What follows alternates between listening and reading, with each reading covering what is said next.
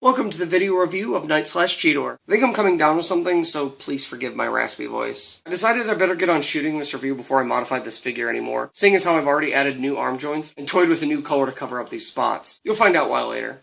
Beast Machines. The long-winded, wailing, failing finale to G1. When I originally watched Beast Wars, I felt like I was just waiting for them to get back to Cybertron, and by the time they finally did, I felt like I was just waiting for everyone else to show up. I cannot be the only person who felt let down because of that. But wait, there's more! It's possibly the least toy-accurate TF show or movie to date. Beast Machines found a new and inventive way of letting down its few remaining fans, by preventing them from being able to reenact the lackluster on-screen action. When Season 2 began rearing its ugly head, Hasbro had gotten on the ball a little bit more with accurate toy designs, like Old Night Slash here. But wait, there's more! They just couldn't have faithful figures of the line. No. So they rolled the crazy color scheme dice to see who would get what off-the-wall swatches for no damn reason at all. Which in my case is actually a plus, because I bought this figure to be a Techno-Organic Ravage anyway. As such, I've removed the Maximal symbol from inside the Spark Crystal thing, which I probably would have done anyway because it looked terrible. Supposedly pushing this crystal will activate some sort of beast head gimmick, but I haven't gotten mine to work yet. Opening Beast Jump! The head isn't very accurate to the show, and even if I consider this to be a Cheetor figure, I don't think that would bother me too much, because it pretty much epitomizes a robotic cat. Because this is a pointless recolor of a figure that hadn't existed before, and because this more mechanical design looks awesome, I can completely forgive his departure from what he would look like. Would being the key word. He retains the booster from the Transmetal 2 version for some reason, but this time has two boosters and doesn't turn into a gun, because heroes don't need guns, except on their bikes. The obvious shoulder swords don't bother me so much, partially because they look awesome, and partially because the handles look like they could be beast mode blasters. Being notorious for its simplistic beast-to-bot transmorphing, Night Owl Cheetor attempts to recycle the robot hands into kitty paws. They didn't even bother to transform away the robot mode thumbs. The failure is amplified, however, not due to the reuse of hands as paws, but to the wrist joints, which rotate just fine, but swing not forward, but in, for a pigeon-toed dirt pose. This forces the hand pretend paws to be almost completely vertical with the leg, ruining, for this mode, both posability and image. The back feet are much more useful and visually pleasing, so much so that they're actually kick-ass. Aside from the cacophonous amount of joints going on in there, they're all huge and appear to have weight distributed on them, making them just look amazing. And the proposed beastly machineness of this Beast Machines figure starts to show. As a point of interest, I have popped all the feet off, and the back ones fit almost perfectly into the front legs, making me wish I had 4 of them. Ignoring the hindering hands, this mode manages to be pretty wicked looking, which is probably why I don't see it as a Cheetor, and succeeds where Supreme Cheetor failed to have a decent tail.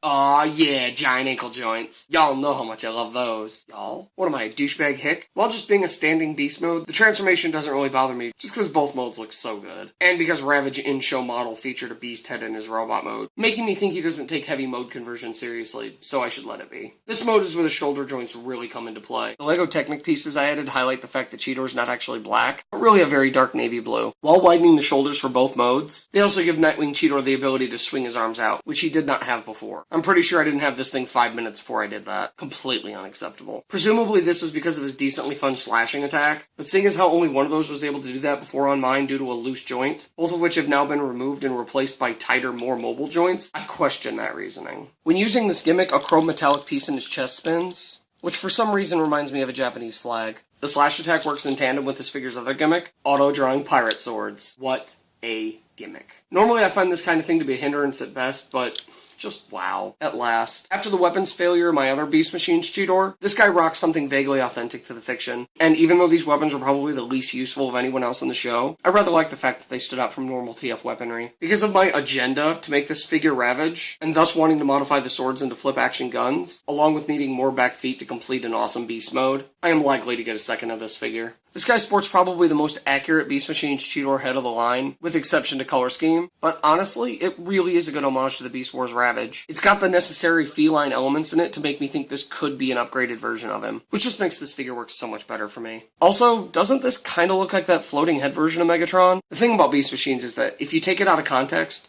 remove it from all established canon, and look at it as an isolated piece of fiction, it's still unmistakably horrible. And as Cheetor's redeco for most other Cheetors, as well as more robotic elements, all work in this figure's favor, drawing away from the overly lanky hyper design of the show. As far as posability goes, Night's Watch Cheetor surpasses its enormous and color-accurate predecessor Supreme Cheetor, with useful elbows and wrists, except in beast mode, and clodhopper feet to compensate for the impossibility of this guy's height. Not to mention really tight leg joints. Speaking of height, this deluxe kicks Scourge to the curb with its eye-to-eye stare-down with lockdown. Despite vast differences in the complexity of transformation, how the hell are these two in the same size class? Night Switch Cheetor is a remarkable figure, even for his unremarkable transformation, which limits his beast mode. He's an ultra-tall guy with a deluxe symbol view on life and a supreme class sense of superiority, and I love having him in my collection, even though I've had to customize and probably will some more. This has been the video review for Night/Cheetor, and thank you for watching. Clodhopper feet to comp %,